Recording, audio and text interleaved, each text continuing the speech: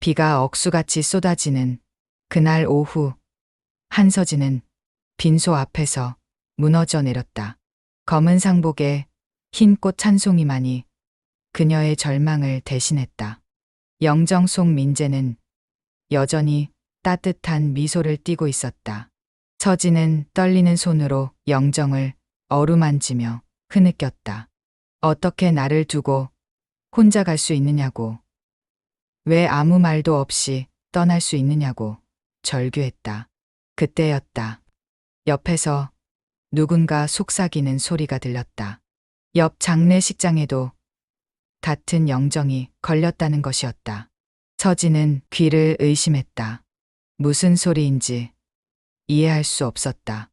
하지만 호기심이 그녀를 이끌었다. 비틀거리며 복도로 나선 서진.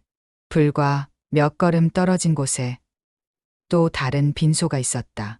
장례 지도사가 당황한 표정으로 누군가와 통화하고 있었다. 한쪽은 시신이 안치된 유가족 빈소, 다른 한쪽은 급히 사진만 걸린 분향소였다. 한 사람으로 동시에 두 곳에 상차림이 되다니 처음 있는 일이라며 고개를 저었다. 그곳 영정 속에도 분명히 민재가 있었다. 같은 얼굴, 같은 미소, 같은 남편이. 더 충격적인 것은 그 앞에 서 있던 여자였다. 새까만 상복을 입고 차가운 눈빛으로 서진을 노려보는 낯선 여자. 그날 서진은 깨달았다. 내 남편의 장례식이 동시에 열리고 있음을. 내가 알던 남편은 이미 죽어 있었음을. 진짜 이야기는 이제부터 펼쳐집니다. 그 전에 이 채널은 머지않아 100만 구독 채널이 될 겁니다. 100만 구독 채널이 되는 순간을 함께 응원해 주신다면 지금 바로 구독과 좋아요로 마음을 더해주세요. 알림까지 설정해 두시면 다음 이야기도 가장 빠르게 확인할 수 있습니다. 자, 이제 본격적인 이야기를 시작하겠습니다. 서진의 다리가 휘청거렸다. 눈앞의 현실이 믿어지지 않았다. 같은 남편의 영정이 그곳에 걸려 있다는 것이 말이 되는 일인가.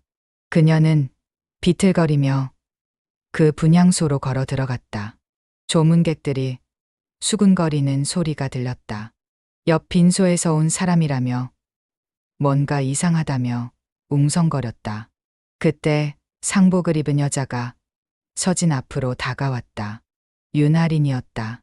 그녀는 도도하고 차가운 표정으로 서진을 위아래로 훑어보았다. 하린이 냉정하게 물었다.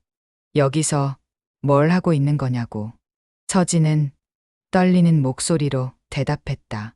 저 영정 속 사람이 자신의 남편이라고, 박민재라고 말했다. 그러자 하린의 입꼬리가 비틀렸다. 비웃는 듯한 미소를 지으며 선언했다. 자신이 민재의 진짜 아내라고. 저는 민재 씨의 아내라고 단호히 말했다. 서진은 그 말을 듣는 순간 온 세상이 무너지는 기분이었다. 혈압이 급격히 떨어지며 현기증이 일었다. 무엇보다 하린의 확신에 찬 목소리가 그녀를 더욱 혼란스럽게 만들었다. 조문객들이 둘러쌌다. 수상한 시선들이 서진을 향했다. 마치 자신이 가짜인 것처럼, 침입자인 것처럼 여겨지는 기분이었다. 서진은 간신히 입을 열었다. 말도 안 된다며 자신이 12년 동안 함께 산 부인이라고 항변했다. 아들 서우도 있다고, 증명할 수 있다고 말했다. 하지만 하린은 조용히 웃었다. 그럼 자신의 딸 하연이는 뭐냐고 반박했다. 하린은 민재와 함께 8년을 살았다고, 결혼식 사진까지 있다고 말했다. 그 순간 서진의 시야가 흐려졌다. 다리에 힘이 빠지며 쓰러질 뻔했다. 주변 사람들이 부축했지만 정신이 몽롱했다. 더 끔찍한 일이 벌어졌다. 두 빈소 사이로 익숙한 실루엣이 나타났다. 검은 한복을 입고 지팡이를 짚은 할머니. 바로 시어머니 박말순이었다. 말순은 두 빈소를 번갈아 보더니 깊은 한숨을 내쉬었다. 그리고는 서진과 할인을 번갈아 쳐다보며 무언가를 결심한 듯한 표정을 지었다. 서진은 어머님께 달려갔다. 이게 무슨 일인지 설명해 달라고 애원했다. 저 여자가 누구인지, 왜 민재의 아내라고 하는지 물었다. 하지만 말순의 반응은 예상과 달랐다. 차갑고 단호한 목소리로 말했다. 이제 모든 게 끝났다고, 숨길 필요가 없어졌다고 선언했다. 서진은 그 말의 의미를 알아차리고 경악했다. 어머님도 이 모든 상황을 알고 있었다는 것이었다. 12년 동안 함께 살면서 아무것도 몰랐던 것은 자신뿐이었다. 서진은 비틀거리며 장례식장 사무실로 향했다. 직원에게 가족관계증명서를 떼어달라고 부탁했다. 떨리는 손으로 서류를 받아들었다. 직원이 조심스럽게 말했다. 법적 배우자는 한서진님 한 분뿐이라고. 다른 혼인 신고 기록은 없다고 확인해 주었다. 서진은 그 서류를 들고 다시 분향소로 돌아왔다. 할인에게 가족관계증명서를 내밀며 따져 물었다. 법적으로는 자신만이 배우자라고. 이게 무슨 일이냐고 추궁했다. 할인의 표정이 굳었다. 신고가 돼 있었을 거야. 최소한 그렇게 약속했으니까. 짧고 차갑게 내뱉었다. 서진은 그제야 깨달았다. 할인도 속았을 가능성이 있다는 것을. 민재가 두 여자 모두를 기만했을 수도 있다는 것을. 서진은 말순의 팔을 붙잡았다. 손이 바들바들 떨렸다. 목소리도 제대로 나오지 않았다. 그저 이해할 수 없다는 표정으로 어머님을 바라봤다. 간절히 물었다. 이게 다 무슨 일인지, 저 여자가 정말 민재의 또 다른 가족인지 설명해 달라고 애원했다. 자신은 12년 동안 성실하게 며느리 노릇을 해왔다고. 서울까지 나와서 길은 진짜 가족이라고 호소했다. 하지만 말순의 대답은 잔인했다. 쇠락한 목소리로 중얼거렸다. 너만 아내인 줄 알았느냐고. 할인도 며느리라고 차갑게 선언했다. 서진은 그 말을 듣는 순간 온몸에 전율이 일었다. 어머님이 할인의 편에 서는 것처럼 느껴졌다. 아니, 애초에 할인의 존재를 알고 있었다는 사실이 더 충격적이었다. 말순은 계속해서 냉정한 말들을 쏟아냈다. 체면 때문에 숨긴 거였다고. 집안 망신이 될까봐 조용히 해온 것이라고 설명했다. 마치 서진이 상황을 모르고 있던 것이 잘못인 양 말했다. 서진은 무릎이 꺾였다. 바닥에 주저앉으며 오열했다. 12년 동안 자신이 믿고 살아온 모든 것이 거짓이었다는 절망감이 밀려왔다. 남편도 어머님도 모든 가족이 자신만 속이고 있었다는 배신감에 치를 떨었다. 할인이 다가와서 서진을 내려다봤다. 동정 어린 시선이 아니라 승리감이 담긴 차가운 눈빛이었다.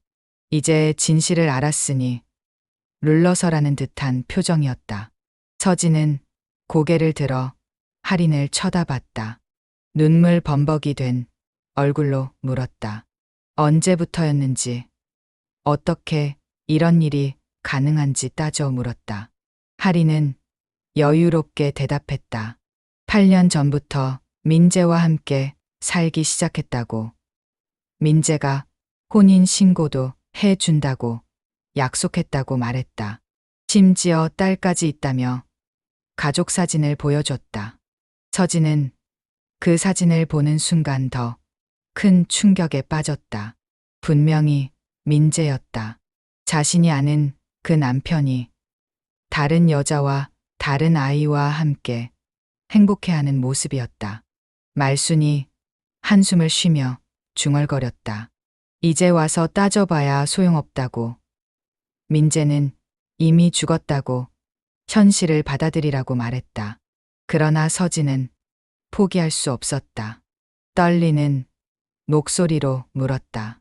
그럼 자신은 뭐였냐고, 서우는 어떻게 되는 거냐고 절규했다.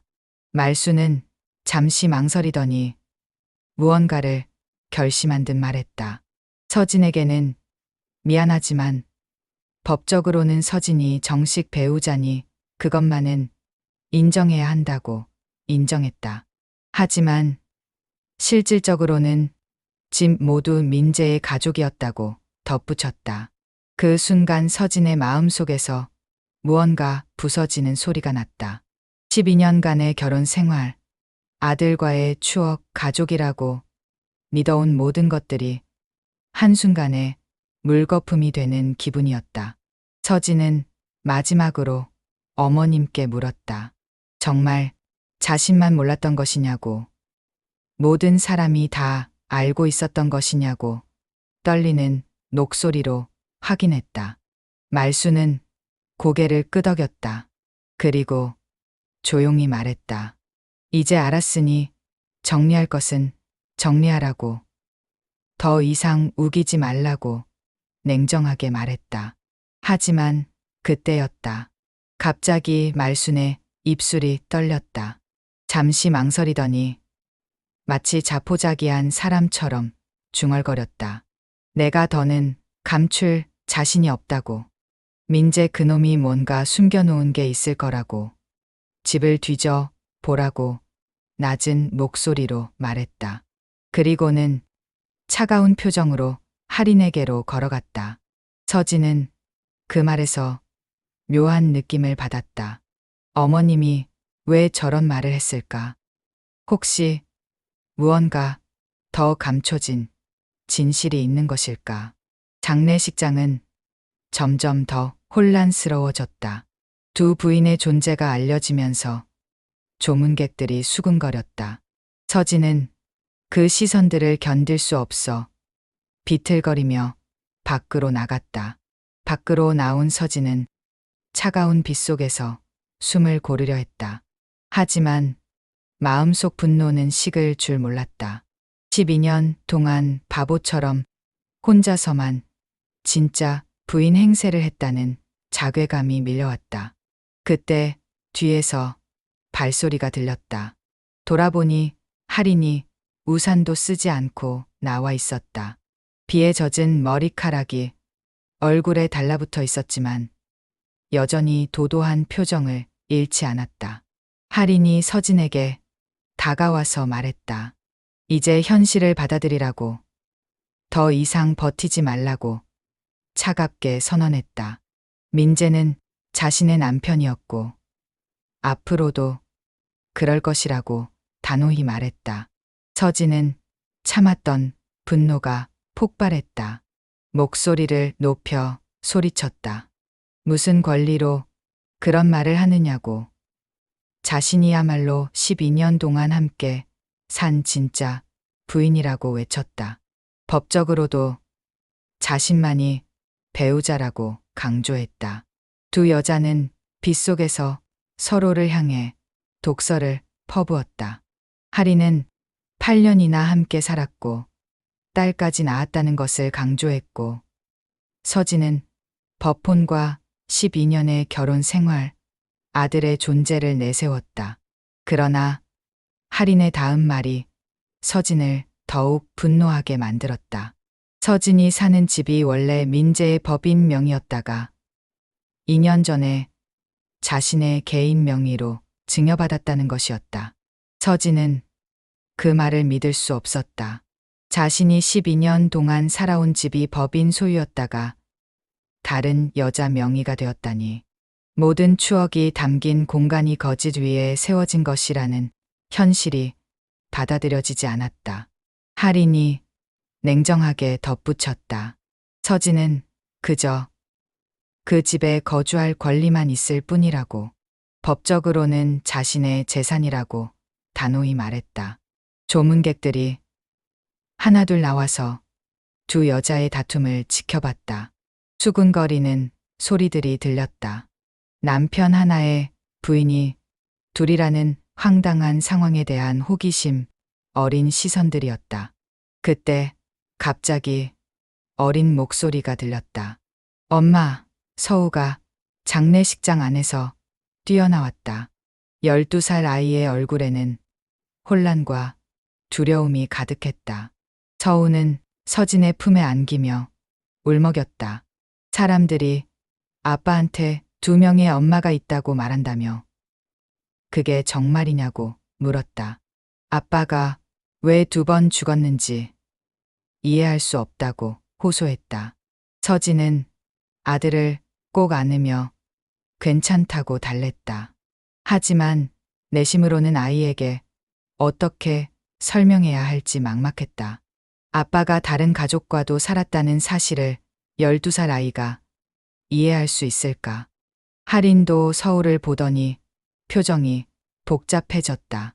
같은 나이 또래의 딸을 키우고 있는 입장에서 아이의 상처를 외면할 수는 없었다. 잠깐이나마 공격적인 태도를 누그러뜨렸다. 하지만 그 순간도 잠깐이었다. 장례식장 안에서 또 다른 아이의 녹소리가 들렸다. 엄마, 저 아이가 누구야? 8살 정도 된 여자아이가 할인에게 달려왔다.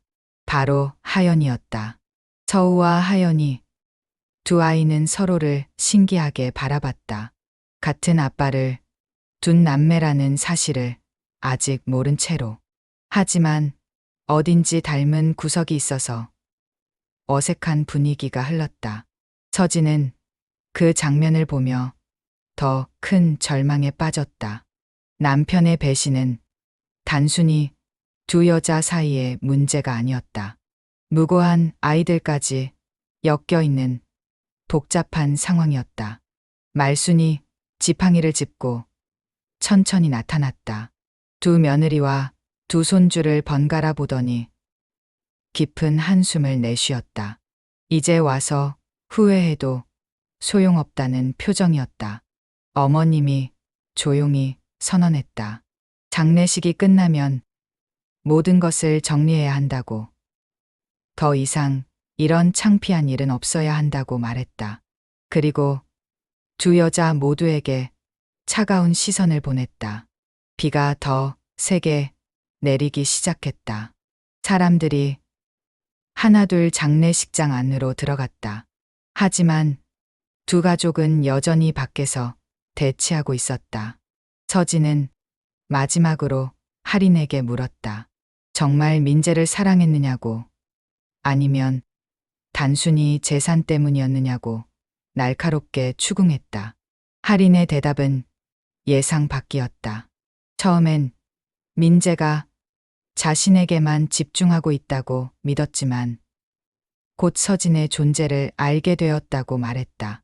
그럼에도 민재가 자신을 떠나지 않았다는 사실이 모든 걸 설명해 준다며 이제 와서 누구 잘못인지 따져봐야 소용없다고 냉정하게 덧붙였다. 그 말을 들은 서진은 더욱 혼란스러워졌다.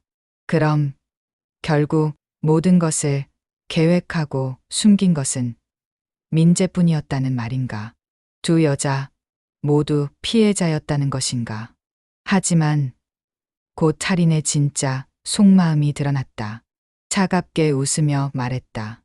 어쨌든 이제 진실이 밝혀졌으니 법대로 하자고 선언했다.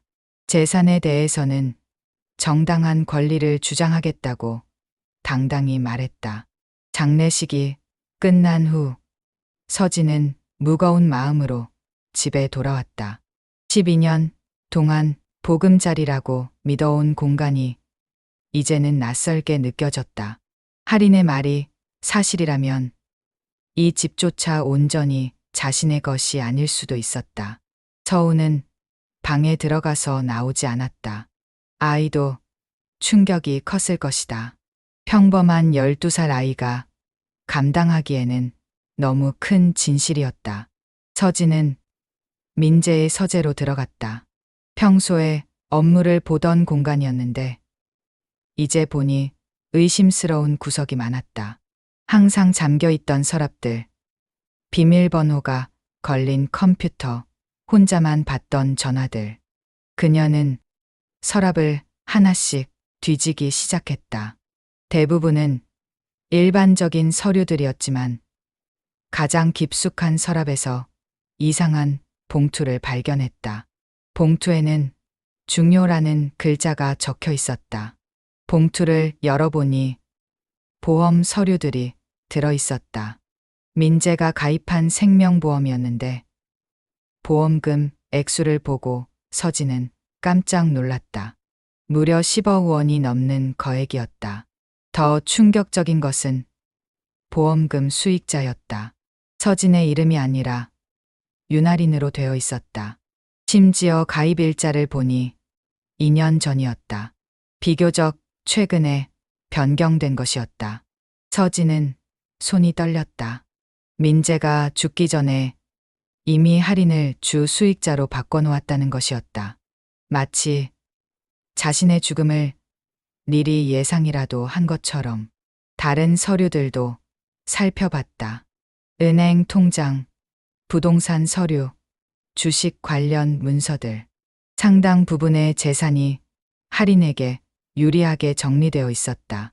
서진은 절망했다. 12년 동안 함께 모은 재산이라고 생각했는데 사실은 많은 것이 할인 중심으로 정리되어 있었다. 자신과 서우에게는 생각보다 적게 남을 상황이었다. 하지만 법적으로는 여전히 자신이 배우자였다. 상속 문제는 간단하지 않을 것이다. 서진은 변호사와 상담해야겠다고 마음먹었다. 그때 초인종이 울렸다. 나가보니 할인이 서 있었다. 검은 옷을 말끔하게 갈아입고 냉정한 표정을 짓고 있었다. 할인이 당당하게 말했다. 이제 정리할 시간이라고. 자신이 이 집의 실소유자라고 선언했다. 그리고 서진에게 집을 비우라고 차갑게 통보했다. 서진은 그 말에 분노했다. 12년 동안 살아온 집에서 나가라니 서우는 어떻게 하라는 것이냐고 따져 물었다. 법적 배우자는 자신이라고 함부로 할 수 없다고 맞섰다. 할인은 아무렇지 않게 대답했다. 집 명의가 자신에게 있으니 소유권은 자신의 것이라고 법적 절차를 밟으면 된다고 냉정하게 말했다. 그리고 빨리 변호사를 선임하라고 조언했다. 서진은 참을 수 없었다. 아직 남편의 장례식도 끝나지 않았는데 어떻게 이런 말을 할 수 있느냐고 소리쳤다. 최소한의 예의도 없다고 분노를 표출했다. 하지만 할인은 흔들리지 않았다. 오히려 더 차갑게 말했다. 예의를 따질 상황이 아니라고. 재산 문제는 법적으로 정리되어야 한다고 강조했다. 그때 할인이 가방에서 서류 뭉치를 꺼냈다. 부동산 등기부등본, 은행 잔고, 증명서, 보험 서류들이었다. 상당 부분이 자신 명의라는 증거들이었다. 서진은 그 서류들을 보며 당황했다. 하지만 곧 정신을 차리고 반박했다. 법적 배우자로서 상속권이 있다고 함부로 재산을 처분할 수 없다고 맞섰다. 할인이 마지막으로 말했다. 민재가 죽기 전에 많은 것을 자신에게 정리해 놨다고. 법적 분쟁이 되더라도 자신이 유리하다고 선언했다. 그리고 서진에게 더 이상 헛된 희망을 품지 말라고 조언했다. 서진은 무릎이 꺾일 뻔했다. 하지만 그때 문득 어머님의 말이 떠올랐다. 집 안에 뭔가 숨겨진 것이 있을 거라던 그 말. 혹시 상황을 뒤바꿀 수 있는 무언가가 숨어 있는 것일까? 할인이 돌아간 후 서진은 다시 집 안을 뒤지기 시작했다. 이번에는 더욱 꼼꼼하게 놓친 것이 없는지 확인하며 찾았다. 그러다가 침실 화장대 서랍 맨 아래에서 이상한 열쇠를 발견했다. 작고 낡은 열쇠였는데 어디에 쓰는 것인지 알 수 없었다. 하지만 분명히 중요한 것을 여는 열쇠일 거라는 직감이 들었다. 서진은 집 안 곳곳을 살펴봤다. 혹시 이 열쇠로 열 수 있는 금고나 서랍이 있는지 찾아봤다. 그러다가 다락방에서 작은 금속 상자를 발견했다. 열쇠를 끼워보니 딱 맞았다. 상자를 열어보니 USB와 봉투 하나가 들어있었다. 봉투에는 서진에게라고 민재의 글씨로 쓰여 있었다. 서진은 가슴이 두근거렸다. 혹시 민재가 자신을 위해 남긴 마지막 메시지일까? 아니면 상황을 뒤바꿀 수 있는 중요한 증거일까? 그리고 그 상자 깊숙한 곳에서 또 다른 봉투를 발견했다. 봉인된 채로 보관되어 있었는데 겉봉에 유언장이라고 적혀 있었다. 민재의 인감 도장까지 선명하게 찍혀 있었다. 서진은 떨리는 손으로 유언장 봉투를 조심스럽게 열었다. 안에는 민재의 자필로 작성된 유언장과 인감증명서, 사본이 들어 있었다. 유언장을 펼쳐보니 충격적인 내용이었다. 나 박민재는 정신이 온전한 상태에서 이 유언장을 작성한다. 진짜 아내는 한서진이다. 모든 재산은 아들 서우에게 상속한다. 명확하고 단호한 내용이었다. 서진은 그 유언장을 보며 복잡한 감정에 휩싸였다. 민재의 마지막 진심을 확인할 수 있었지만 동시에 왜 이것을 숨겨놓았는지 의문이 들었다. 서진은 떨리는 손으로 편지, 봉투도 열었다. 안에는 민재의 고백이 담긴 편지와 몇 장의 사진이 들어 있었다. 편지를 읽어보니 민재의 절박한 심정이 담겨 있었다. 이중생활에 대한 후회와 서진에 대한 미안함이 적혀 있었다. 하지만 더 중요한 내용이 있었다. 자신이 누군가에게 협박을 받고 있다는 것이었다. 민재는 편지에서 밝혔다.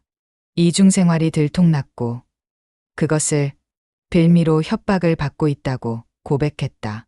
거액의 돈을 요구받고 있으며 거절하면 모든 것을 폭로하겠다고 위협받고 있다고 썼다.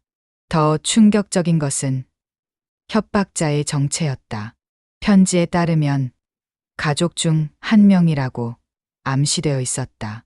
하지만 구체적인 이름은 언급되지 않았다. 서진은 사진들을 살펴봤다. 민재가 누군가와 만나는 모습들이었다. 카페에서, 공원에서, 주차장에서 만나는 장면들.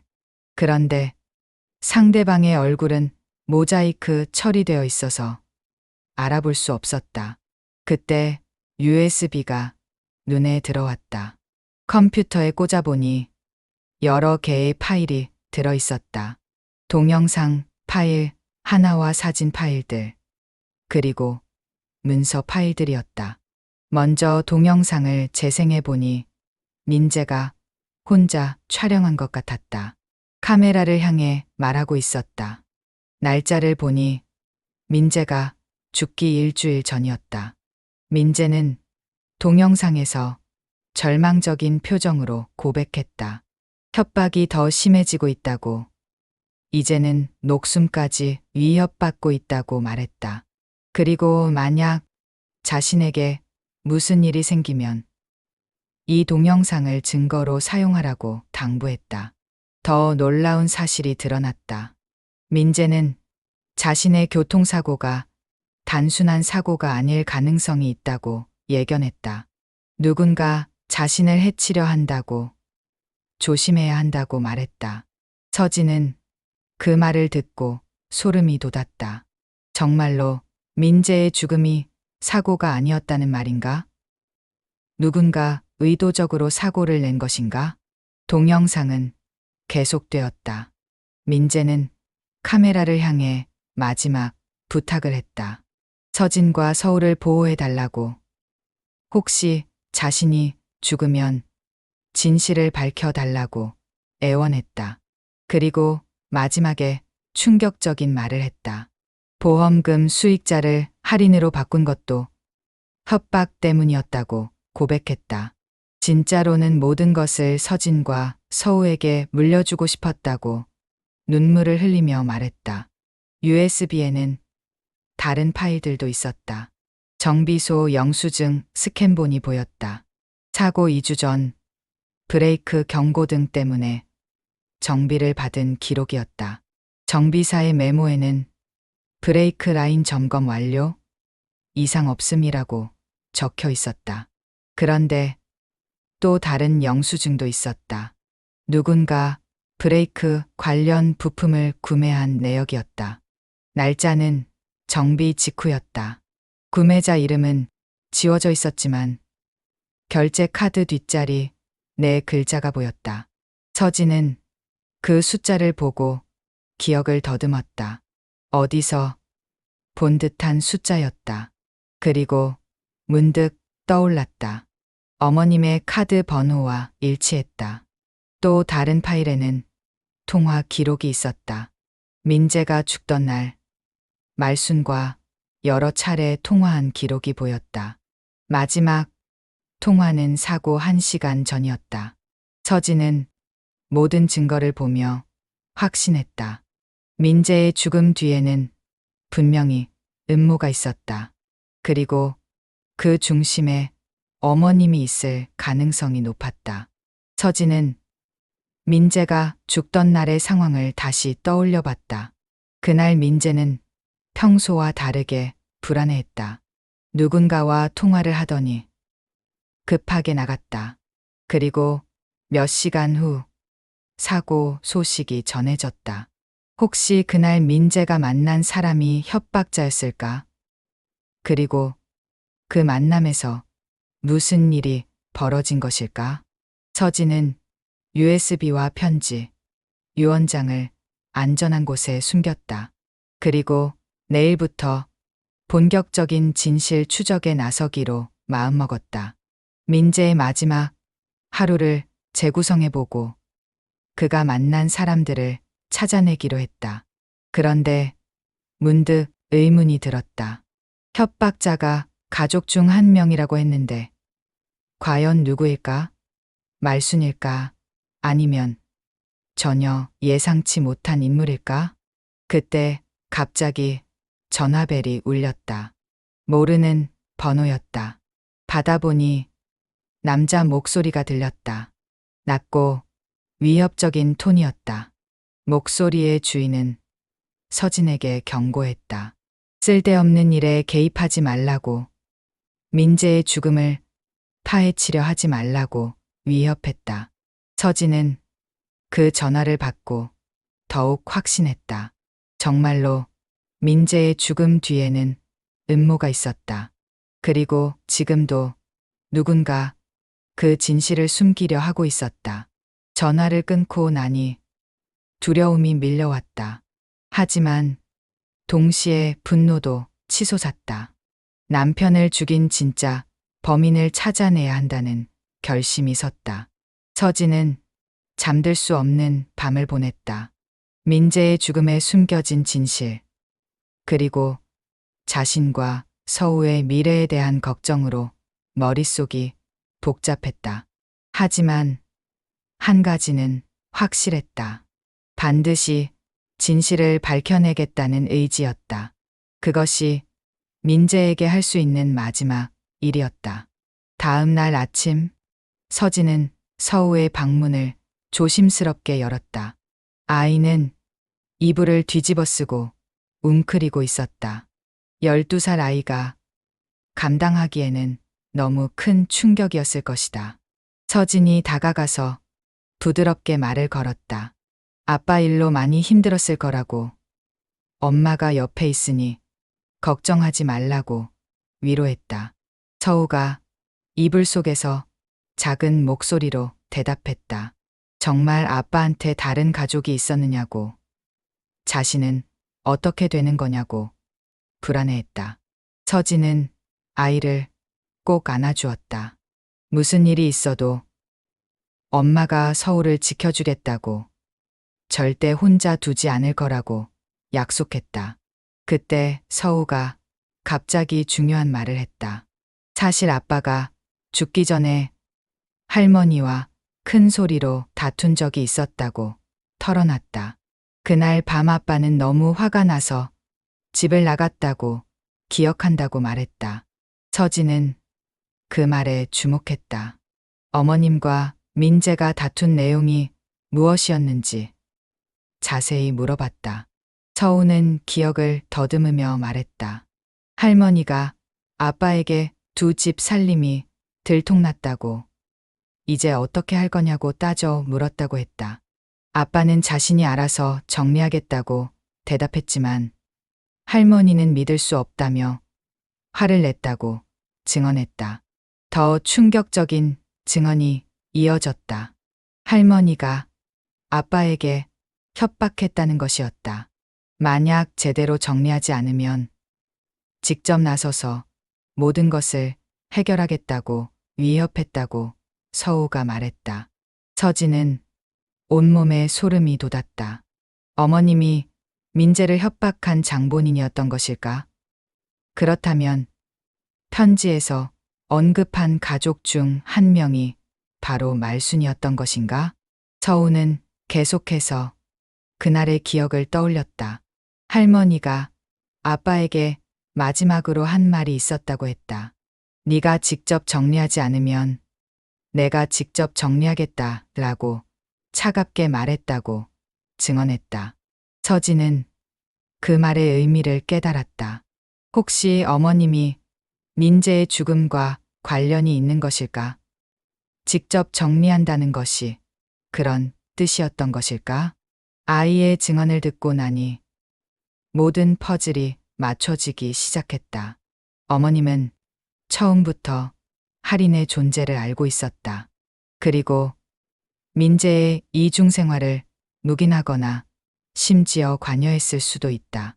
서진은 서우에게 다른 기억은 없는지 물어봤다. 할머니와 아빠가 만났던 다른 날들, 이상했던 점들이 있었는지 자세히 들어봤다. 서우가 생각해 보더니 또 다른 기억을 떠올렸다. 몇 달 전부터 할머니가 자주 집에 와서 아빠와 비밀 이야기를 했다고 말했다.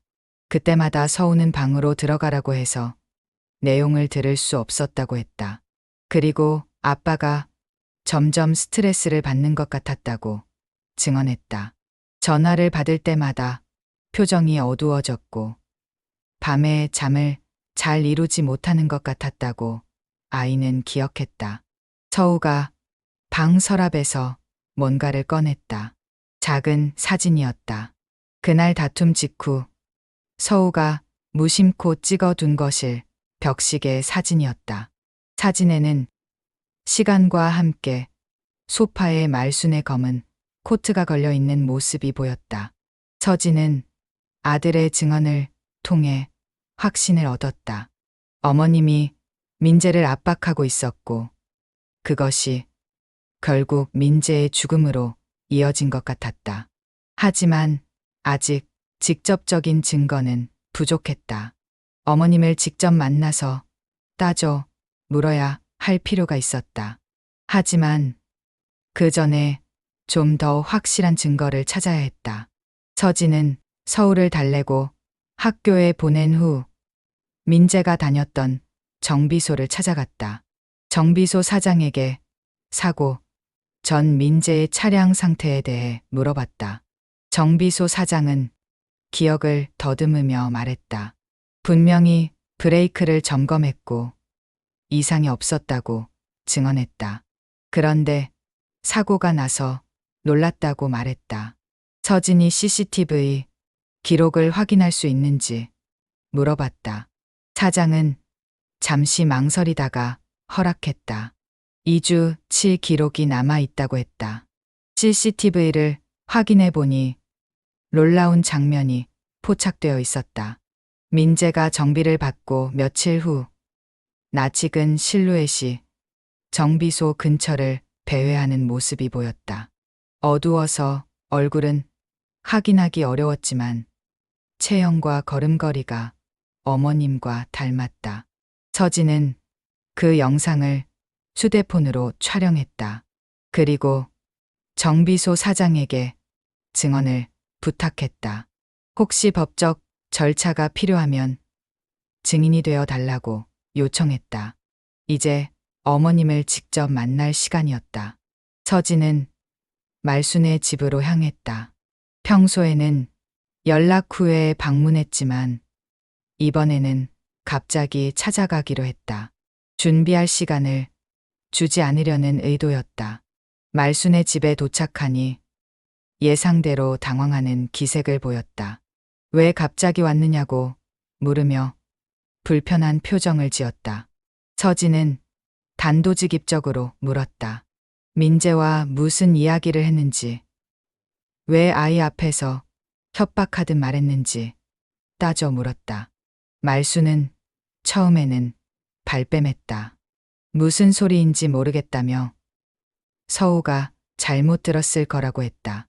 하지만 서진의 추궁이 계속되자 점점 태도가 바뀌었다. 서진이 가방에서 서우가 찍은 사진을 꺼내 보였다. 다툼 직후의 시간이 찍힌 벽시계와 어머님의 코트가 함께 보이는 사진이었다. 말순의 얼굴이 굳었다. 더 이상 부인할 수 없다는 표정이었다. 서진은 계속해서 증거를 제시했다. 정비소 CCTV 영상을 휴대폰으로 보여주었다. 민재의 차 근처를 배회하는 실루엣, 그리고 브레이크 부품 구매 영수증의 카드 번호 뒷자리. 마침내 말순이 본색을 드러냈다. 차가운 목소리로 말했다. 민재 그놈이 집안 망신을 시켜서 참을 수 없었다고 고백했다. 두 집 살림하는 것도 모자라서 정리도 제대로 하지 못했다고 분노를 표출했다. 서진은 어머님의 진심을 확인했다. 정말로 민재를 압박했던 것이었다. 그리고 그 압박이 민재의 죽음과 어떤 관련이 있는지 파악해야 했다. 말순이 계속해서 독설을 퍼부었다. 민재가 살아서는 문제만 일으켰다며 차라리 깔끔하게 정리되는 것이 나았다고 냉정하게 말했다. 그 말을 듣는 순간 서진은 소름이 돋았다. 혹시 정말로 어머님이 민재의 죽음을 원했던 것일까?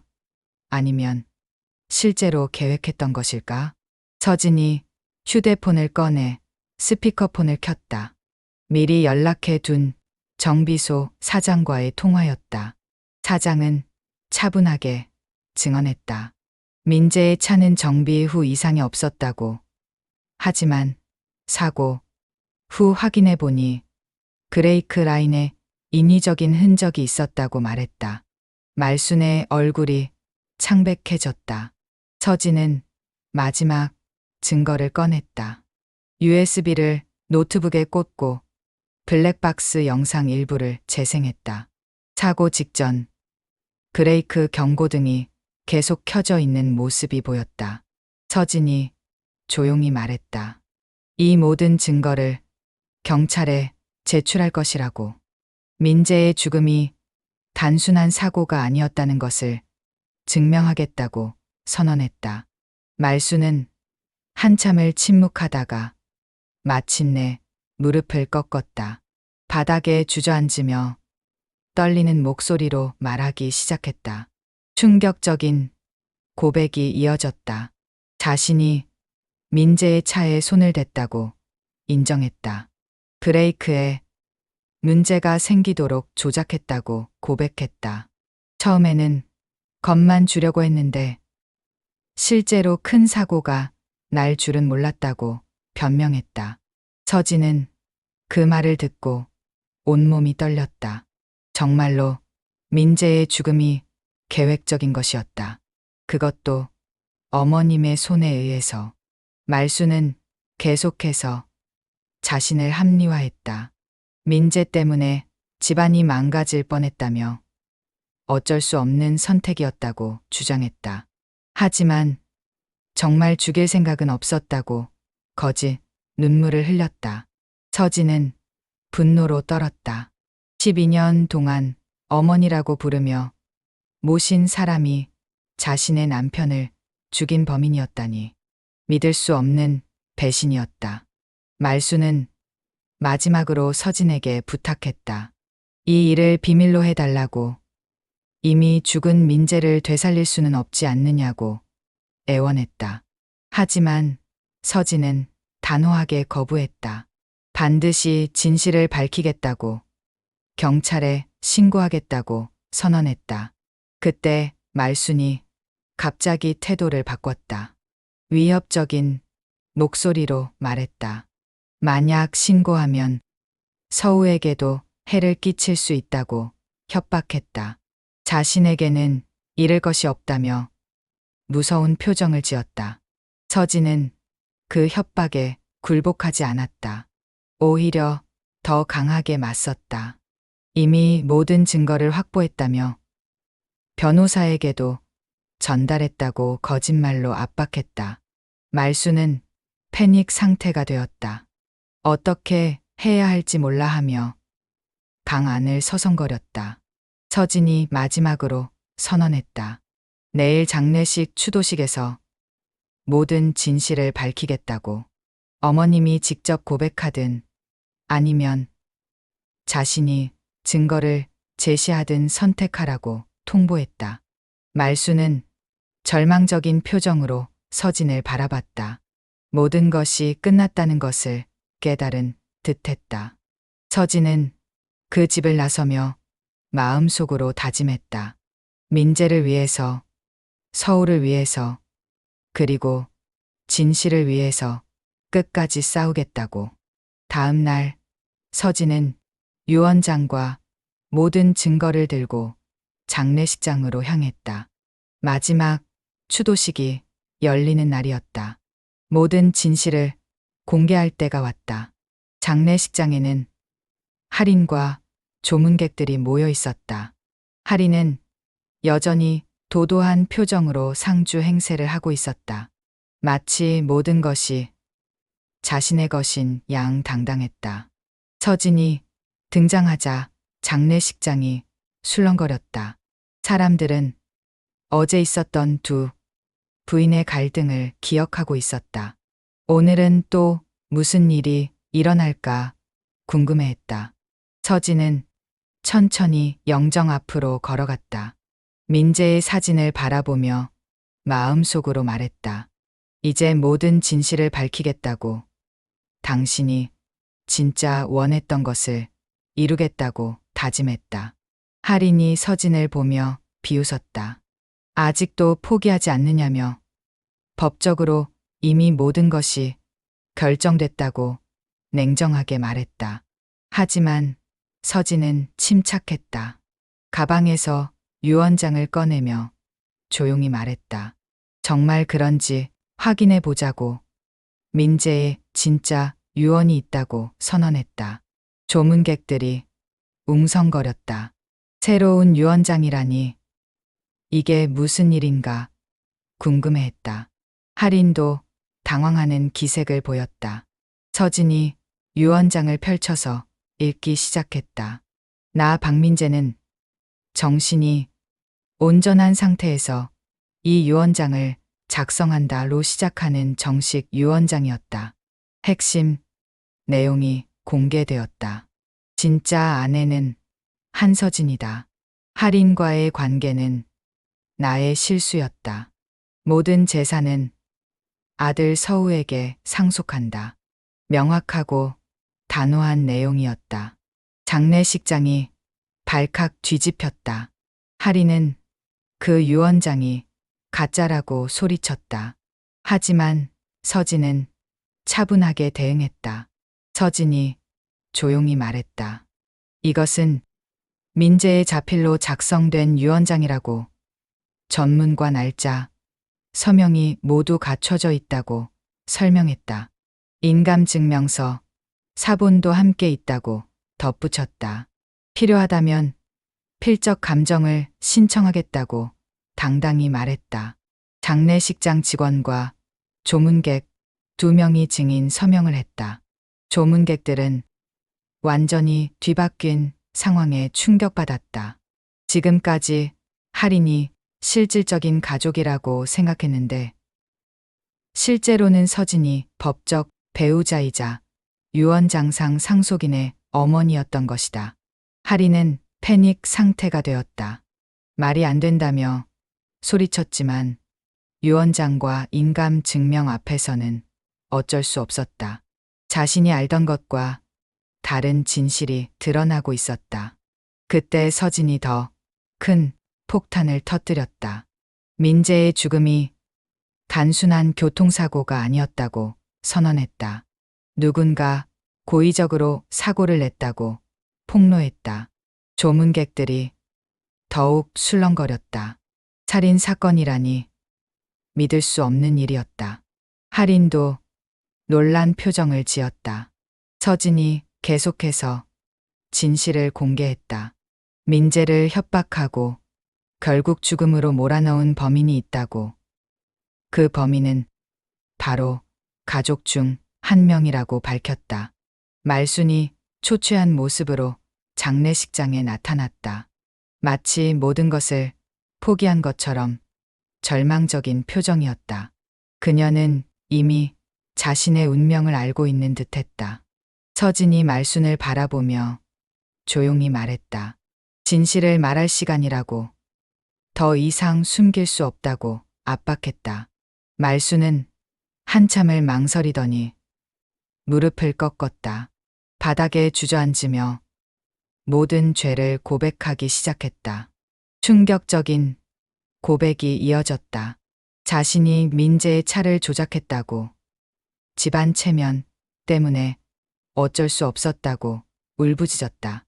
하지만 정말 죽일 생각은 없었다고 변명했다. 장례식장이 완전히 아수라장이 되었다. 시어머니가 사위를 죽였다니 믿기 힘든 일이었다. 조문객들은 경악했고 할인도 충격에 빠졌다. 서진은 말순을 내려다보며 차가운 목소리로 말했다. 12년 동안 어머니라고 부르며 모셨는데 정작 어머님은 자신의 남편을 죽인 살인자였다고 규탄했다. 말순은 계속해서 눈물을 흘리며 용서를 빌었다. 고백이 끝나자 형사들이 앞으로 나왔다. 체포영장을 제시했다. 서진이 마지막으로 선언했다. 이제 모든 진실이 밝혀졌다고. 민재의 억울한 죽음이 헛되지 않을 것이라고 다짐했다. 서우가 서진에게 달려왔다. 엄마를 꼭 안으며 울었다. 서진도 아들을 안으며 눈물을 흘렸다. 모든 시련이 끝났다는 안도감이었다. 할인은 모든 것을 잃었다는 현실 앞에 망연자실했다. 8년간 믿었던 관계도 기대했던 상속도 모두 물거품이 되었다. 딸 하연이와 함께 새로운 인생을 시작해야 하는 처지가 되었다. 형사들이 말순을 연행했다. 말순은 끝까지 후회한다며 울부짖었지만 이미 돌이킬 수 없었다. 서진은 민재의 영정 앞에 서서 마지막 인사를 했다. 이제 진실이 밝혀졌으니 편히 쉬라고. 서우와 함께 잘 살아가겠다고 약속했다. 3개월 후 형사 재판은 1심이 진행 중이었다. 말수는 살인 혐의로 기소되었고 재판부는 엄중한 처벌을 예고했다. 보험사는 여전히 보험금 지급을 보류한 상태였다.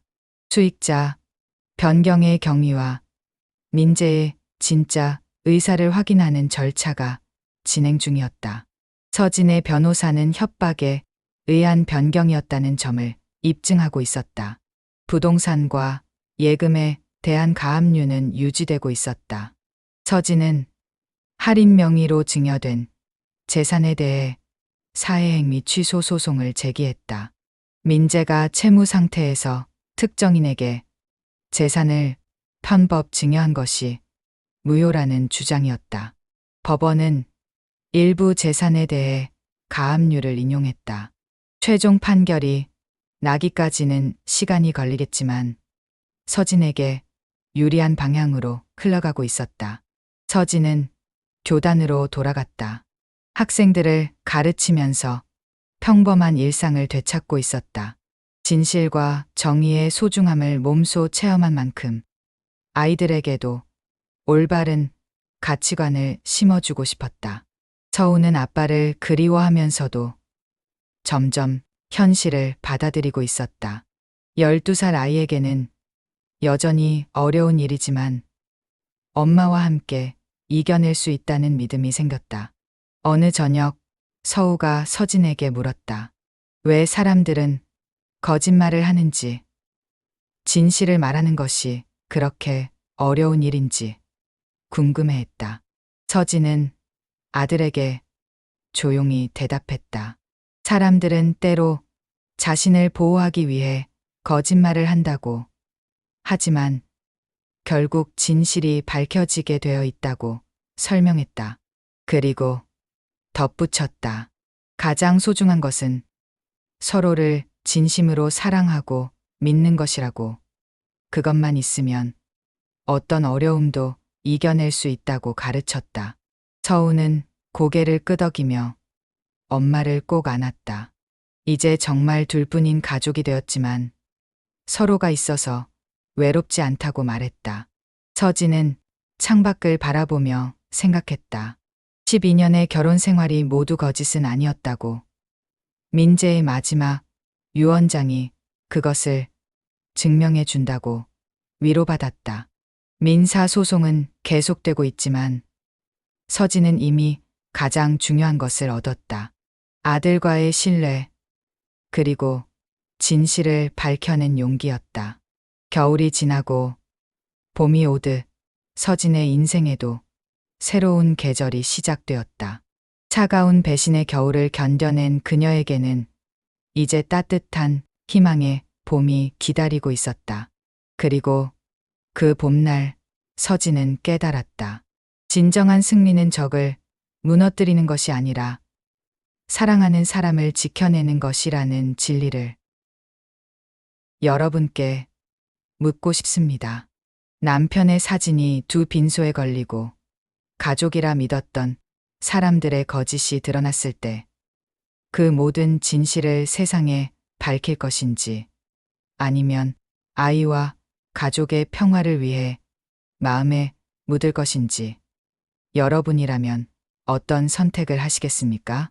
여러분의 생각을 댓글로 남겨주세요. 여기까지가 오늘의 이야기입니다. 끝까지 함께 해주셔서 진심으로 감사드립니다.